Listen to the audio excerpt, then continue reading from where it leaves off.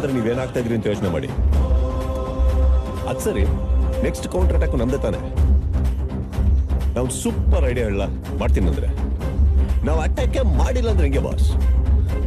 ಅಲ್ಲ, ನಾವು ಅಟ್ಯಾಕ್ ಮಾಡೇ ಮಾಡ್ತೀವಿ ಅನ್ನೋ ಭಯದಲ್ಲಿ ಅವ್ರು ಇರ್ತಾರೆ ತಾನೆ.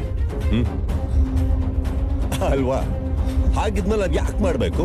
ಭಯದಲ್ಲೇ ಸಾಯ್ಲಿ ಬಿಡಿ. ಯಾಕೆ ಬೇಕಿ ತಲೆನೋವು, ಈ ಗೋಳಾಟ, ಈ ಹೊಡೆದಾಟ, ಇವೆಲ್ಲ.